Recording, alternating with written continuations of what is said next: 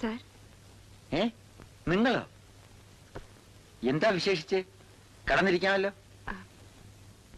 അച്ഛൻ പറഞ്ഞു വീട്ടിൽ ഊണ് കഴിക്കാമെന്ന്. എന്താ പ്രത്യേകിച്ച്? ഇന്ന് പിറന്നാൾ സദ്യ വല്ലതാണോ? പ്രത്യേകിച്ച് ഒന്നുമില്ല. അച്ഛൻ പറഞ്ഞു സാർ വീട്ടിൽ വന്ന് ആഹാരം കഴിച്ചാൽ മതിയെന്ന്. എന്താ ഇഷ്ടമല്ലേ? നിങ്ങൾക്ക് ബുദ്ധിമുട്ടാവില്ലേ? ഞങ്ങൾക്കൊരു ബുദ്ധിമുട്ടുമില്ല.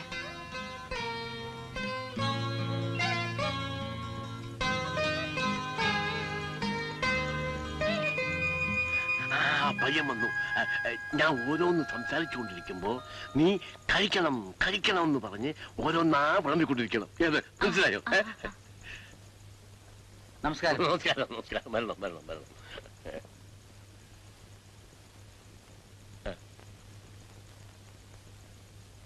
കേട്ടോ മിസ്റ്റർ മേനോൻ, എന്റെ ഭാര്യയ്ക്ക് നിങ്ങളുടെ ആരോഗ്യ കാര്യങ്ങൾ പ്രത്യേകിച്ചൊരു ശ്രദ്ധ. അവർക്ക് ആൺമക്കളില്ലല്ലോ. അതുകൊണ്ട് നിങ്ങൾ ഹോട്ടലിൽ പോയി ആഹാരം കഴിക്കാതെ ഇവിടെ നിന്ന് തന്നെ കഴിക്കണമെന്ന്. ഇരിക്കണം ഇരിക്കണം.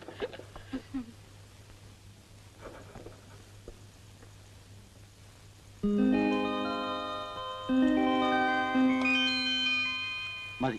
കഴിക്കണം കഴിക്കണം. എങ്ങനെയുണ്ട്? മതി. നന്നായിരിക്കുന്നു. നന്നായിരിക്കാൻ ഇടയില്ല. എന്റെ മകള് അവളുടെ സ്വന്തം കൈകൊണ്ട് ഉണ്ടാക്കിയതാണ്. അവൾ നന്നായിട്ട് ഭക്ഷണം പാകം ചെയ്യും. കല്യാണം കഴിക്കുന്നവന്റെ ഭാഗ്യം. കഴിക്കണം. അയ്യോ, എനിക്ക് മതി. കഴിക്കണം. സമാധാനമായി കഴിക്കട്ടെ. നീ വിളമ്പ്. മതി മതി മതി. കഴിക്കണം. പിന്നെ താമസമൊക്കെ എങ്ങനെയുണ്ട്? ഇതിൽ കൂടുതൽ എന്ത് സൗകര്യം വേണം? എനിക്ക് ഓഫീസ് എന്ന് പറയുന്നത് എന്റെ സ്വന്തം കുടുംബം പോലെയാണ്. ഒരു കുടുംബത്തിൽ ഒരാൾക്ക് എന്തെങ്കിലും സംഭവിച്ചാൽ എല്ലാവർക്കും വിഷമമുണ്ടാകും. ഫോർ എക്സാമ്പിൾ, നിങ്ങൾ ഏതെങ്കിലും ഹോട്ടലിൽ ചെന്ന് വൃത്തികെട്ട ആഹാരം കഴിച്ചാൽ അസുഖം പിടിപെടും. അസുഖം പിടിപെട്ടാൽ ആരോഗ്യം നഷ്ടപ്പെടും. ആരോഗ്യം നഷ്ടപ്പെട്ടാൽ ആർക്കാണ് നഷ്ടം? എന്റെ മകൾക്ക്. ഡാഡി. അതായത് നിന്റെ അമ്മയ്ക്ക്. എന്റെ അമ്മയ്ക്കോ? അമ്മയ്ക്ക്, മിസ്റ്റർ മേനോന്റെ അമ്മയ്ക്ക്. മിസ്റ്റർ മേനോൻ, നിങ്ങളുടെ മാതാപിതാക്കളെ കുറിച്ചെല്ലാം ഞങ്ങൾക്കറിയാം. നിങ്ങളുടെ അച്ഛൻ ദാനത്തിന്റെ കാര്യത്തിൽ കർണനും ധൈര്യത്തിന്റെ കാര്യത്തിൽ. ആരുടെ കാര്യമാണ് ഈ പറയുന്നത്? എല്ലാം എനിക്കറിയാം. നിങ്ങളുടെ മുഖം കണ്ടാൽ അറിയാമല്ലോ. ഏതായാലും ഇനിമേൽ ആഹാരം ഇവിടെ നിന്ന് കഴിച്ചാൽ മതി. ഏത്? അതൊക്കെ ഉപദ്രവമാവും. ഉപദ്രവമോ? അതെന്റെ ഡ്യൂട്ടിയാണ്, ഞങ്ങളുടെ കടമ. കഴിക്കണം. അയ്യോ മതി. ഇത്രയൊക്കെ കഴിക്കാൻ എനിക്ക് ആവില്ല. നീ വിളമ്പ്. മേനോൻ കഴിച്ചോളും. ഞങ്ങൾ തമ്മിലുള്ള ബന്ധം അതല്ലേ? അല്ലേ മിസ്റ്റർ മേനോൻ? ഡാഡി, അദ്ദേഹം കഴിച്ചോട്ടെ. കഴിക്കണം. അഥവാ ഞാനും സുകുമാരി അമ്മ ഇവിടെ ഇല്ലെങ്കിൽ ജാനകിയെ വിളിച്ച് ചോറ് വിളമ്പിച്ച് കഴിച്ചോളണം. ഏത്?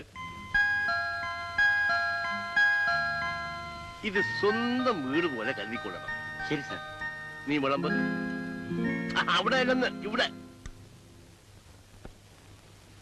സാർ. വരൂ. എന്തിനാ ഇതൊക്കെ? അച്ഛൻ പറഞ്ഞു ഫ്രൂട്ട്സ് തരാൻ മറന്നുപോയി, ഇവിടെ കൊണ്ടുതരാൻ. വയറ് ഫുള്ളായി. നിൽക്കാനും ഇരിക്കാനും വയ്യ. അതാ കിടക്കാന്ന് വിചാരിച്ചു. ഇതിലൽപ്പം കഴിച്ചിട്ട് കിടന്നോളൂ. ഇരിക്കും. നല്ല കൈപുണ്യം. ഇത്ര സ്വാദുള്ള ഭക്ഷണം കഴിച്ച കാലമേ മറന്നു. എന്തിനാ ചിരിക്കുന്നേ? പാചകം ചെയ്തത് ഞാനല്ല, ഞങ്ങളുടെ കുക്ക. പിന്നെ അച്ഛൻ പറഞ്ഞതോ? ബടായി. ഏയ്, അദ്ദേഹം അങ്ങനെയുള്ള ആളല്ല. ഇത്ര സ്നേഹമുള്ള ഒരു നല്ല മനുഷ്യൻ. എന്തിനാ വീട്ടിൽ ചിരിക്കുന്നേ? ചിരിക്കാതിരിക്കാൻ കഴിയുന്നില്ല, അതുകൊണ്ട് ചിരിക്കുന്നു. നിങ്ങളൊക്കെ വലിയ ആളുകൾ, എന്തിലും ചിരി കണ്ടെത്താം. തൊഴിൽ കിട്ടാത്ത ഈ കാലത്ത് എവിടെ പോയാലും നോ വേക്കൻസി ബോർഡുകൾ മാത്രം തൂക്കിയിട്ടിരിക്കുമ്പോൾ അദ്ദേഹം എനിക്കൊരു ജോലി തന്നു. എനിക്ക് ചിരിക്കാനല്ല തോന്നുന്നത്, അദ്ദേഹത്തിന്റെ കാല് തൊട്ട് കണ്ണിൽ വെക്കാനാണ്. അയ്യോ, അങ്ങനെയൊന്നും ചെയ്യരുതേ. ഞാൻ ചിരിച്ച് മണ്ണ് തപ്പിപ്പോവും. അതെന്തിന്? എന്റെ അച്ഛൻ എനിക്ക് ഓർമ്മ വെച്ച നാൾ മുതൽ ആരെയും സഹായിച്ചതായിട്ട് എനിക്കറിയില്ല. നിങ്ങൾ ബാങ്കർ കേശവ മേനോൻ അദ്ദേഹത്തിന്റെ മകനായതുകൊണ്ടാണ് ഈ സ്വീകരണവും ആർഭാടവും ഒക്കെ. ബാങ്കർ കേശവ മേനോനോ? അതാര്? അത്രയധികം മെടുക്കണമെന്നും ആവണ്ട, എനിക്കെല്ലാം അറിയാം. ഒന്നുമില്ലായിരുന്നു എന്റെ അച്ഛന്. ഇത്രയൊക്കെ സമ്പാദിച്ചു കഴിഞ്ഞപ്പോൾ ഒരാഗ്രഹം, വലിയ വീട്ടുകാരുമായി ബന്ധപ്പെടണം. അതിനാണ് ഈ സ്നേഹവും സൽക്കാരവും ഒക്കെ. അതിന് ഞാൻ അങ്ങനെ വലിയ തറവാട്ടുകാരനൊന്നും അല്ലല്ലോ. കൊള്ളാം. ബാങ്കർ കേശവ മേനോൻ അദ്ദേഹത്തിന്റെ മകൻ വലിയ തറവാട്ടുകാരനല്ലെന്നോ? എനിക്ക് അങ്ങനെ ഒരാളെ പറ്റി അറിയാനേ പാടില്ല. സത്യം? സത്യം. പിന്നെ എങ്ങനെ അന്ന് വീട്ടിൽ വന്നു? ഞാൻ പാവപ്പെട്ട ഒരു മനുഷ്യൻ. കഷ്ടപ്പെട്ട് പഠിച്ച് ഒരു ഡിഗ്രി എടുത്തു. ജോലി അന്വേഷിച്ച് നടക്കുകയായിരുന്നു. ജോലി വാങ്ങിത്തരാമെന്ന് പറഞ്ഞ് അയാൾ എന്നെ ഇവിടെ കൂട്ടിക്കൊണ്ടുവന്നു. ഞാൻ സന്തോഷത്തോടെ കൂടെ പോയി. ഈ പറഞ്ഞതൊക്കെ സത്യമാണെങ്കിൽ അച്ഛൻ ആകെ തെറ്റിദ്ധരിച്ചിരിക്കുന്നു. എന്നാൽ ഞാൻ അദ്ദേഹത്തോട് ഉള്ള സത്യമൊക്കെ തുറന്നു പറയും. ഇല്ലെങ്കിൽ അതൊരു വലിയ അപരാധവും. ഞാനൊന്ന് പറഞ്ഞോട്ടെ, അച്ഛനോട് ഇപ്പൊ ഒന്നും പറയണ്ട. പറയാതിരിക്കുന്നത് തെറ്റല്ലേ? ആയിരിക്കാം, പക്ഷേ പറയണ്ട. എന്തുകൊണ്ട്? പറഞ്ഞാൽ ആ നിമിഷം നിങ്ങളെ പുറത്താക്കും. ആക്കിക്കോട്ടെ. പട്ടിണി കിടന്നാലും മറ്റുള്ളവരെ തെറ്റിദ്ധരിപ്പിച്ച്. അതെനിക്ക് വേണ്ടിയാണെങ്കിൽ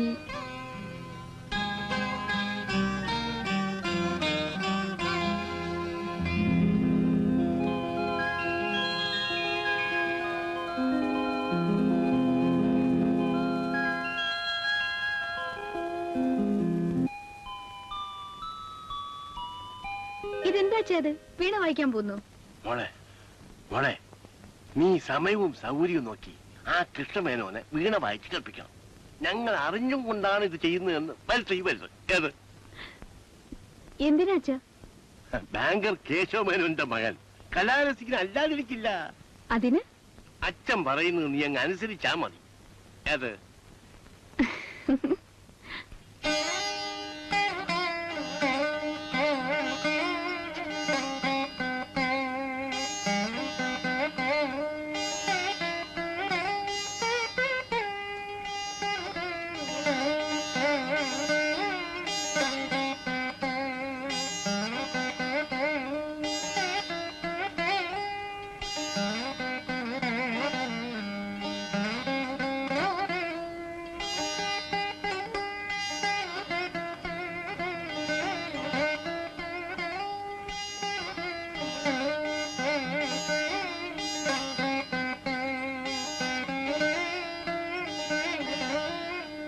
നമസ്കാരം.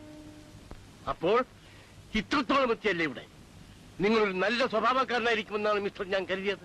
നിങ്ങൾക്ക് ഞാൻ ജോലി തന്നതും താമസിക്കാൻ ഇടം തന്നതും സൽക്കരിച്ചതുമെല്ലാം എന്റെ മകളെ വശീകരിക്കാനായിരുന്നു. മതി, ഇത് ഇന്നിവിടെ വെച്ച് അവസാനിപ്പിക്കണം. നിങ്ങൾക്ക് പോകാം. എന്തു വേണം? ഒന്നും വേണ്ട. ഒന്നും വേണ്ടേ? എനിക്കറിയാം നീ എന്താണ് പറയാൻ ആഗ്രഹിക്കുന്നതെന്ന്. ഞങ്ങൾ തമ്മിൽ സ്നേഹിച്ചു പോയി, അതുകൊണ്ട് ഉടനെ വിവാഹം നടത്തിത്തരണമെന്ന് അല്ലേ?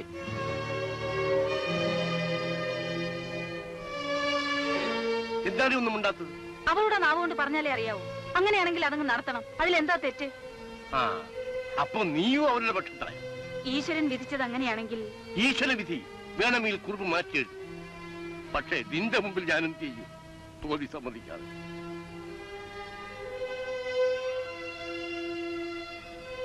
മിസ്റ്റർ മേനോൻ, നിങ്ങൾക്ക് ഈ ബന്ധം ഇഷ്ടമാണോ? അതോ നിഷ്കളങ്കയായ എന്റെ മകളെ? ഞാൻ അത്രക്കാരനല്ല സാർ. ശരി, ഇനി എനിക്കൊന്നും പറയാനില്ല. ഡെമോക്രസിയുടെ കാലമാണല്ലോ. 3 പേർ ഒരു കക്ഷി നിൽക്കുമ്പോൾ ഒരാൾ ധരിച്ച് എന്ത് ചെയ്യാനാണ്? ആയിക്കോട്ടെ, ഏതായാലും നിങ്ങൾ ഉടൻ തന്നെ നിങ്ങളുടെ മാതാപിതാക്കളെ വരുത്തി വിവാഹം ഉറപ്പിച്ചോളൂ. എനിക്കങ്ങനെ ആരുമില്ല. അച്ഛനും അമ്മയും മരിച്ചിട്ട് വർഷങ്ങളായി. സ്വന്തം കാലിൽ നിൽക്കുവാനുള്ള നിങ്ങളുടെ ശ്രമത്തെ ഞാൻ സഹായിക്കുന്നു. പക്ഷെ ജീവിച്ചിരിക്കുന്നവർ മരിച്ചുപോയി എന്ന് പറയുന്നത് പാപമാണ്. ഞാൻ സത്യമാണ് സാർ പറയുന്നത്. സത്യമായാലും കള്ളമായാലും അവരിവിടെ വരണം. എന്നാലേ ഈ വിവാഹം നടക്കൂ. നിങ്ങൾ വരുത്തിയില്ലെങ്കിൽ ഞാൻ വരുത്തും. സാർ,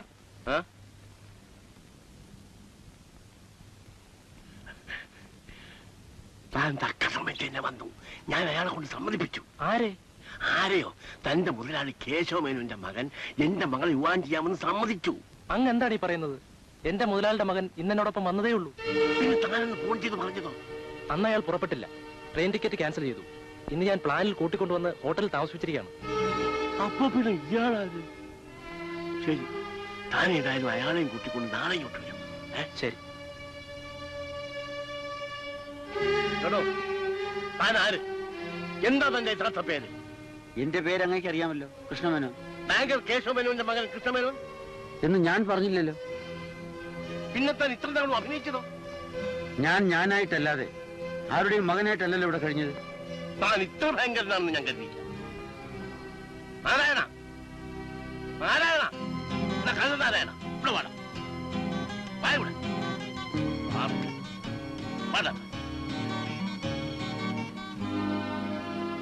ആരാടാ ഞാൻ എവിടെ നിന്ന് പിടിച്ചുകൊണ്ടുവന്നു? അങ്ങ് പറഞ്ഞ അടയാളം വെച്ച് റെയിൽവേ സ്റ്റേഷനിൽ പോയി. മൂക്കുപൊടി കമ്പാർട്ട്മെന്റ്, ടെലിഫോൺ ഷർട്ട്. നീയാണ് പന്ത്രണ്ടാമത്തെ മഹാരാജാവ്. വിളിക്ക് പോലീസിനെ. എന്തിനാച്ചാ? നിന്നെയും എന്നെയും ഈ കുടുംബത്തിനെയും ഞാൻ ചതിക്കാൻ ശ്രമിച്ചായിരുന്നു. ഞാനായിട്ട് ഇവിടെ വന്നതല്ല, അങ്ങനെ ഇവിടെ വരുത്തിയതാണ്. എനിക്ക് ജോലി തന്നതും ഇവിടെ താമസിപ്പിച്ചതും ഞങ്ങളെ തമ്മിൽ അടുപ്പിച്ചതും അങ്ങാണ്. തെറ്റ് അങ്ങയുടെ പക്ഷത്താണ്. അങ്ങയുടെ തെറ്റിന് ഞാനതിന് ശിക്ഷിക്കപ്പെടണം. ശരി തന്നെയാണ്, തെറ്റ് എന്റെ പക്ഷത്തെയാണ്. പക്ഷെ താനൊരു യോഗ്യനായിരുന്നെങ്കിൽ സത്യം സത്യമായിട്ട് എന്നോട് പറയാമായിരുന്നു. അതിനൊരു അവസരം അങ്ങ് എനിക്ക് തന്നില്ലല്ലോ. ചോദിക്കാത്തത് പോട്ടെ, പറയാൻ പോലും സമ്മതിക്കാത്ത ധൃതിയായിരുന്നല്ലോ. എന്നാൽ ജാനകിയോട് പറയാമായിരുന്നില്ലേ? ഞാൻ പറഞ്ഞോ ഇല്ലയോ എന്ന് ചോദിച്ചു നോക്കണം. അദ്ദേഹം എല്ലാം എന്നോട് തുറന്നു പറഞ്ഞിരുന്നു അച്ഛാ. അപ്പോൾ നിങ്ങൾ രണ്ടുപേരും ചേർന്ന് എന്നെ ചതിക്കായിരുന്നു. ഇപ്പോഴെനിക്കെല്ലാം മനസ്സിലായി. You get out. അച്ഛാ, കൊണ്ടുപോരുത്. ഒരു നിമിഷം ഇവിടെ നിൽക്കരുത്. ഇയാളുടെ മുഖത്ത് നോക്കി വരുന്നു. എടോ, താൻ ഉടനെ സ്ഥലം വിടണം. തെറ്റ് എന്റേത് കൂടെ ആയതുകൊണ്ട് തന്നെ ഞാൻ പോലീസ് ഏൽപ്പിക്കുന്നില്ല. മാറി.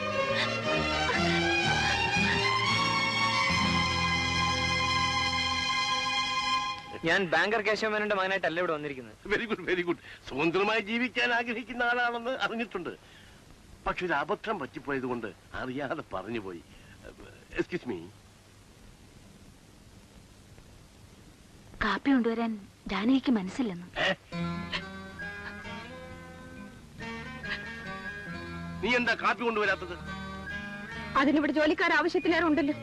ജോലിക്കാരുടെ കയ്യിൽ നിന്നും കാപ്പി വാങ്ങി കുടിക്കേണ്ട ആളല്ല വന്നിരിക്കുന്നത്. ബാങ്കർ കേശവന്റെ മകനാണ്. ആയിരിക്കാം, അതിനെനിക്കെന്താ? നിന്നെ വിവാഹം ചെയ്യാൻ പോകുന്നവനാണ്.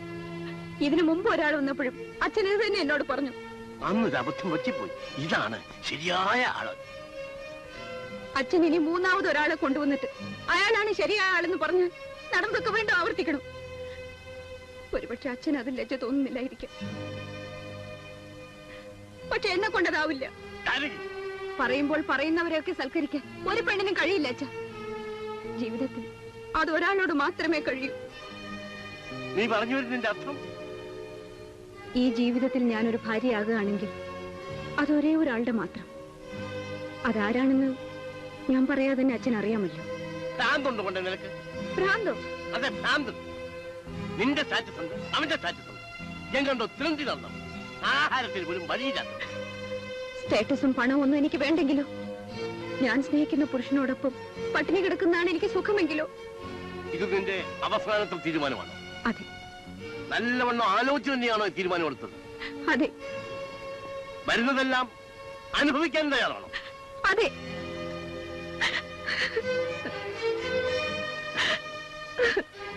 ഒറ്റ മകളാണെന്ന് ഞാൻ കരുതിയില്ല. ഈ വീട്ടിൽ തളിച്ച് പുറത്താക്കും. പിന്നീട് ഇതിനകത്ത് കടത്തയുമില്ല. വേണ്ട, നീ അനുഭവിച്ചു. നിന്റെ പിടിവാറ്റി വാങ്ങിയിട്ടല്ല, നിന്നെ ഒരു പാഠം പഠിപ്പിക്കാൻ മതി.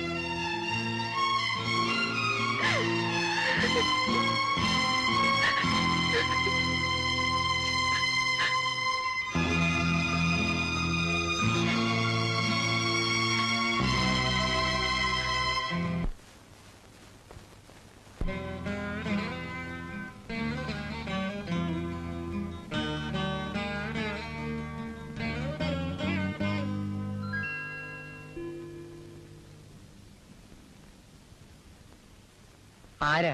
പുറത്തൊരു ടുലറ്റ് ബോർഡ് കണ്ടു. ഓ, അതിനു വേണ്ടിയാണോ? അതെ. ഇരിക്കൂ. എവിടാ ജോലി? ഇവിടെ എങ്ങാനും താമസിച്ച് ജോലി അന്വേഷിക്കാമെന്ന് വിചാരിക്കുകയാണ്. ഓഹോ, ജോലി കിട്ടിയതിന് ശേഷം വീട് അന്വേഷിക്കുന്നതല്ലേ നല്ലത്? ഞങ്ങൾക്കിവിടെ പരിചയക്കാരുമില്ല. നമ്മൾ തമ്മിലും പരിചയമില്ലല്ലോ. പരിചയമില്ലാത്തൊരാളിന് എങ്ങനെയാ വീട് കൊടുക്കുക? നിങ്ങൾ ആരാണെന്നോ എന്താണെന്നോ എനിക്കറിയില്ല. ജോലിയില്ലാത്തത് കൊണ്ട് സമയാസമയത്ത് വാടകയും പ്രതീക്ഷിക്കണ്ട. ക്ഷമിക്കണം, ഇക്കാര്യങ്ങളിലൊക്കെ ഞാൻ അല്പം കട്ടൻട്രിയാണ്. ചേച്ചി, ഞങ്ങൾ വീട്ടുകാരുടെ ഇഷ്ടം കൂടാതെ സ്നേഹിച്ച് വിവാഹം കഴിച്ചവരാണ്. അതുകൊണ്ട് തന്നെ വീട് വിട്ട് പോരേണ്ടിയും വന്നു. സാർ, ഞാനൊരു എഞ്ചിനീയറിംഗ് ഗ്രാജുവേറ്റ് ആണ്. 1 മാസത്തെ അവധി തരും. എവിടെയെങ്കിലും എങ്ങനെയെങ്കിലും ഒരു ജോലി സമ്പാദിച്ച് ഞാൻ കൃത്യമായി വാടക തന്നോളാം. ചേച്ചി, ഇദ്ദേഹം വാക്ക് തെറ്റിക്കുന്ന ആളല്ല. ഞങ്ങൾക്ക് വേണ്ടി ചേച്ചി ഒന്നും പറയണം. അവളെ റെക്കമെൻഡ് ചെയ്തിട്ടൊന്നും ഒരു കാര്യവും ഇല്ല. പറയാനുള്ളത് എന്നോട് നേരിട്ട് പറഞ്ഞാൽ റെക്കമെൻഡ് ചെയ്യാൻ കണ്ട ഒരാളെ. എന്താ പേര്? എന്റെ പേര് കൃഷ്ണമേനോൻ, ഇവൾ ജാനകി. ആ മിസ്റ്റർ മേനോൻ, നിങ്ങൾക്ക് 1 മാസമല്ല 2 മാസത്തെ അവധിയാണ്. അതിനകം എങ്ങനെയെങ്കിലും ഒരു ജോലി കണ്ടുപിടിക്കും. ഇല്ലെങ്കിൽ വീടൊഴിഞ്ഞ് തരേണ്ടി വരും. സമ്മതിച്ചോ? ശരി സാർ, വലിയ ഉപകാരം. പിന്നെ എനിക്ക് ചില റൂൾസ് ഒക്കെ ഉണ്ട്. രാത്രി 9 മണിക്ക് ശേഷം ദൈവം തമ്പുരാമെന്ന് വിളിച്ചാലും ശരി, മെയിൻ ഡോർ ഞാൻ തുറക്കുക. ഞാൻ സന്ധ്യയാകുന്നതിന് മുമ്പ് വീട്ടിലെത്തിക്കോളാം. ലക്ഷ്മി, എന്തോ ഇവരുടെ പോർഷൻ കാണിച്ചു. നിങ്ങളുടെ വീട്ടു സാധനങ്ങളൊക്കെ എവിടെ? തൽക്കാലം ഇതേ ഉള്ളൂ. ആഹാ, അപ്പൊ പായും തലണൊക്കെ ഞാൻ തരേണ്ടി വരുമോ? അതൊക്കെ ഞങ്ങൾ മാനേജ് ചെയ്തോളാം. Thank you very much. അവത്തൊട്ടി ഇത്രേ സൗകര്യമൊക്കെ ഉള്ളൂ. വരൂ.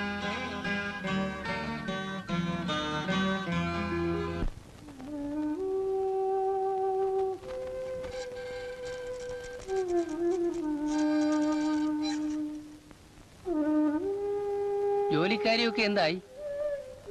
പല സ്ഥലത്തും അന്വേഷിക്കുന്നുണ്ട് സാർ. എവിടെയെങ്കിലുമൊക്കെ അന്വേഷിച്ചിട്ട് കാര്യമില്ല. വേക്കൻസി എവിടെയുണ്ടെന്ന് ആദ്യം മനസ്സിലാക്കണം. നിങ്ങൾക്ക് വേണ്ടി ഞാനും അന്വേഷിക്കാതിരുന്നില്ല. മെസ്സേഴ്സ് മൈക്കിൾ ആൻഡ് മൈക്കിളിൽ ഒരു വേക്കൻസി ഉണ്ടെന്ന് കേട്ടു. നാളെ തന്നെ അങ്ങോട്ട് പോവാം. ശരി. ജാനു, കുടിക്കാൻ ഒരു ഗ്ലാസ് വെള്ളം കൊണ്ടുവരും.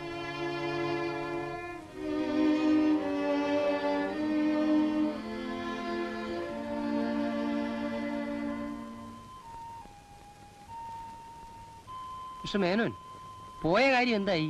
10,000 രൂപ കെട്ടിവെച്ചാൽ ജോലി തരാമെന്ന്. 10,000 രൂപയോ? 10,000 രൂപയുണ്ടെങ്കിൽ ഷോപ്പ് തുടങ്ങരുത്. ആരുടെ സഹായമില്ല, സുഖമായി ജീവിക്കാമല്ലോ. ആട്ടെ, എഞ്ചിനീയർ ആണെങ്കിലും ടൈപ്പ് റൈറ്റിംഗ് അറിയാം? അറിയാം. രജനി ബ്രദേഴ്സിൽ ഒരു ടൈപ്പിസ്റ്റിന്റെ വേക്കൻസി ഉണ്ട്. ഒന്ന് ട്രൈ ചെയ്ത് നോക്കിയാലോ? നോക്കാം.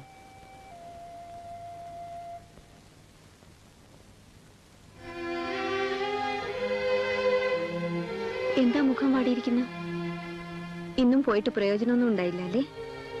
സാരമില്ലെന്നേ, ഇന്നല്ലെങ്കിൽ നാളെ ശരിയാവും. ആദ്യം എന്തെങ്കിലും കഴിക്കും.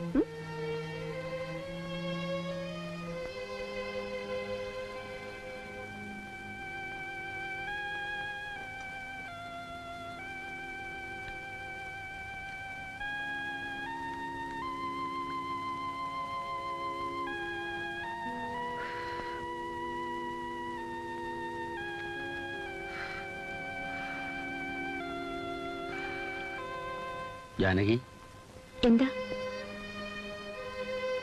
എന്താ ചേട്ടാ കണ്ണു നിറഞ്ഞിരിക്കുന്നത്? ഒരു നേരത്തെ നല്ല ആഹാരം പോലും നിനക്ക് തരാൻ കഴിയുന്നില്ലല്ലോ.